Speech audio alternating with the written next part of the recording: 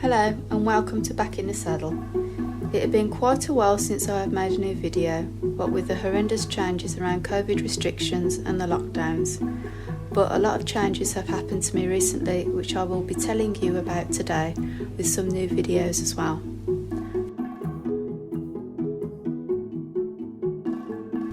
Firstly, the big news. I have a horse! Yay! I am now the proud owner of a beautiful bay gelding thoroughbred who is an ex-racer called Kevin. I must tell you, I did not call him Kevin. He was already named before he came to me. He is an ex-racer who was not really cut out for racing, lucky me, and as fate would have it, he came to me June this year. In racing, his name is Let's Be Honest. He was born in January 2018. Feel free to look him up on Google. It will show his racing history and bloodlines. I'm not a big fan of racing, and I am very pleased to have him there.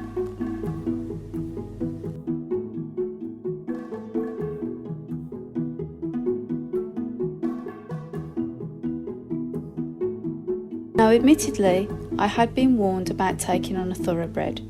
This is for many reasons, such as they can be temperamental, prone to injuries, have poor hooves, plus many other reasons. In all honesty, I had been looking for the, I quote, bomb-proof happy hacker. But when I saw Kevin, I fell in love, and as the saying goes, the rest is history. Now I will fill you in on what has happened in the short space of time, and it is a lot, in the few months since I got Kevin. I hope that it will be of help to those who are looking to get back in the saddle or even get their own horse. I must point out I am by no means an expert, but I have involved many experts, including trainers, physiotherapists, vets and other seasoned horse owners, and I will share the advice and what I have been through with you. There had been a few changes at the yard where I had been before, unfortunately not in a good way. In a nutshell, lots of people left with their horses for one reason or another, and I was one of them. I continued having lessons at another yard nearby where I could, and of course was scouring everywhere for my own horse.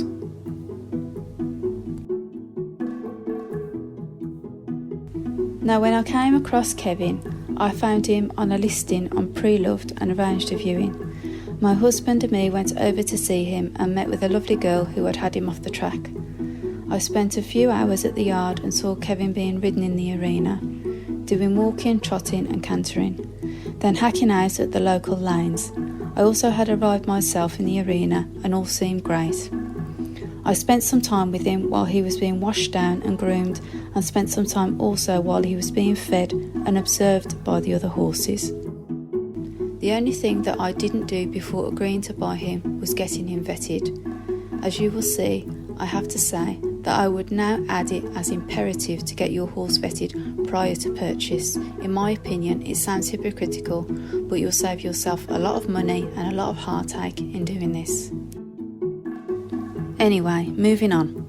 I had arranged for Kevin to be transported to a lovely small private livery not too far from where I live. The yard was an old stone building with a couple of acres of okay pasture with a very small arena. There were only a handful of other horses, as this was a DIY livery, and assurances from the manager that I would get all the help and support I needed in settling in and looking after Kevin, which sounded great. And as I had loaned my previous horses and had only needed to do the very basics with them, as they were riding school ponies, as you will hear, very different to having your own thoroughbred. The manager, who I will not name, did pull a bit of a face upon learning I had bought a thoroughbred, but I was not too bothered, just very excited about getting him. The day arrived and Kevin was transported to the new yard, and he seemed to settle in extremely well. As it was a DIY yard, I had been out and purchased hay, straw for bedding, dry foods such as chaff and mash, and of course treats. I also bought a fly rug and mask, stable rug, waterproof, halters, storage bins and all sorts of equipment. I did spend a small fortune on Kevin to start with, but still had a lot more to get. Kevin went straight into his new stable and began eating his new hay net straight away.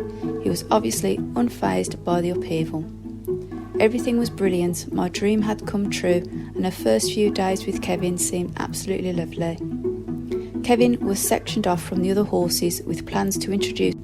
As I said, things seemed to be going well. Too well. Something I didn't mention before, Kevin had been due to be reshoed by the farrier before coming to me, and the girl I bought him from assured me that this would be done as normal. One thing I have learned is that the thoroughbreds have a bit of a reputation for having weak feet, and careful attention is always needed around their feet. Now, for one reason or another, Kevin's feet were not done, and his shoes were not replaced when they should have been. As a result, he ended up losing a shoe after day 3 of arriving. So one emergency farrier call and a new set of shoes later, with the advice that his feet were not in the best shape and the advice about some food supplements and hoof treatment, we hoped this was a little hiccup that was over. The next few days passed and I set about bonding with Kevin. I was nowhere near riding him, I didn't even have a saddle, which is something else to consider when buying your first horse. If you can get a horse with tack, then do. But my husband Neil and me were walking him around with a very small arena, lunging him and generally spending quality time with him, which is very important. Just being around your new horse will help him to establish a bond with you. For some reason, the woman who ran the yard had still not thought any more about bringing the herd together, but I did not read too much into it as concentrated on our bonding and my learning path with owning my new horse. After over a week, maybe 8 days, Kevin seemed to be a little agitated and less approachable than he had been, and I thought he had become lame, so I asked the yard manager for her advice. She gave Kevin the once-over, and we found that he had quite a nasty graze under his right elbow. We managed to wash the graze down with some Hibby scrub and apply some cream, specifically for horse wounds. The following day, Kevin was so much better and walking normally. He was still on his own field, not much had been said from the yard manager about bringing the horses together, and in all honesty, the only conversation from her and her second in command were fairly discouraging comments about why I shouldn't get a thoroughbred. Not exactly helpful or supportive, but I plodded on with Kevin. The only contact Kevin had with the other horses at the yard were neighing to each other from the stables, which all faced each other, and on a couple of occasions Kevin pulled away from being tied up when he was being groomed, only to try to interact with the other horses. There was really nothing malicious in it, although the manager started to show her true colours in the way she was overreacting to causing the horses to spook more. Then, a few days later, Kevin developed a much larger sore under his elbow. This resulted in a rather expensive visit from the equine vets, followed by a treatment plan and creams. As Kevin improved over the next few days, the cream worked really well, although due to being sore, he was understandably reluctant to have his cream on. The manager commented on how dangerous Kevin was and how he will hurt me. Now this hit me hard, and I was understandably upset by these comments from someone who was led to believe was an expert in her field. But after Neil and I had discussed our options, we worked out that this yard and the manager had not been helping us at all, and just criticising everything we did. As we approached the 3-week mark, Kevin was still alone in his field. The atmosphere around the yard was a bit gloomy, and in all honesty, I felt Kevin was being treated like a vicious beast, which he certainly was not. So we had decided to move Kevin to yet another yard, even closer to home at the end of the month, somewhere with more horses and owners with full livery, so I could concentrate solely on Kevin.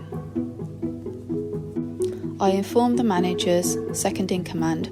For some reason, the manager had been hiding from me for a few days of my intentions to leave, so that Kevin could mix with the other horses and get the support that I needed. Having returned home just after this conversation, I had a text from the manager via her assistant that they wanted Kevin gone by the end of the week. Now I know it sounds like Kevin was a wild stallion, but he really was a sweet young boy who was having a rough time. I will admit that the comments I was getting from people at this yard had affected me. I will point out at this time that when you get a new horse, you may well have doubts and fears which can last for weeks or even months. I was well aware of this and was expecting it to be tough to start with, but I certainly hadn't expected what had happened. Unfortunately, the horse world can be a little bit like this. You will find that on the whole, you will get great support from other owners around you, but you will always get someone who will criticise and make negative comments. I have certainly seen this in the short time I have had Kevin. My advice would be to expect anything and everything, but stick with it and just give it time. You even see it on platforms such as Facebook and Twitter. You will share something nice for people to see, and someone just wants to shoot you down. Just ignore them, stay positive. For every one person who criticises, there are far more people who will help you. Anyway, I was in a mad dash to get Kevin moved, and only 20 days after moving to this yard, we moved again. We were now on our second yard, which offers full livery, and although it's not perfect, it's a damn sight better than where we were. The yard is busier with people coming in and out looking after their horses. The people who run the livery, although getting on and set in their ways, are full of advice and only happy to help. Kevin threw another shoe just after moving in and hurt his foot. I had a new farrier working with Kevin who has done a great job on him. There have been a few blips. For example, Kevin likes his new stable that much he can be difficult to get out. I will post a video on this soon of how to get around it. I couldn't find anything on YouTube for it. He was introduced to the other horses almost immediately, which went really well. He goes out first thing in the morning to munch on grass. He gets to graze on a new field every month, as there are 30 acres of land where he is now. He comes into his stable in the afternoon, then I come in just after to see him, ride him, do some groundwork and just spend quality time with him. The most noticeable difference is that everyone loves Kevin. Nobody thinks he's dangerous at all. He's great to groom, great to lunge. He's clearly a young boy and will be 4 in January. So he's 3 years and 7 months old. He has plenty of growing up to do. The main thing I'm doing at the moment is bonding with him. I literally just spend time with him. I am doing light riding, groundwork, grooming, and I do give him treats. And to be fair, probably too many. He's expecting treats all the time, which can cause its own set of problems, which I will do a video on at some point too. After a couple of weeks of being there, I had him checked over by a physiotherapist who advised he may have a sore back, which was thought to be more muscular than the dreaded kissing spine problem, which I have heard so much about recently. She doesn't think he has KS, but did say to be absolutely sure of this, he would need an x-ray. Kevin is not showing any signs of having this, but a very close friend of mine had recently lost her horse through a kissing spine injury, and it just scared me to death, as thoroughbreds are susceptible for KS due to be trained so young, and I was just worried about it. I have been out and got a cheap TENS machine on the physio's advice and have been giving Kevin a bit of electrical stimulation along his back, which seems to love. I also had a professional saddle fitter in to fit a saddle. Liz from Horse Sense was brilliant, and I would strongly recommend them if you are in the West Midlands area. As you can see, Kevin looks fabulous in his new saddle. I brought a new synthetic general purpose saddle which can be adjusted to Kevin's growth. It is one of the Heart saddles, standing for Horse and Rider Technology by Wintech. It basically has a combination of airbags and padding, and having it professionally fitted was a must for me. I will leave it there for now, but I will update you all soon on how I'm getting on with Kevin. I've arranged for some help from a trainer with an extra groundwork and riding. Hopefully you will come back and see how that's going. Keep watching, like and subscribe for more. Bye.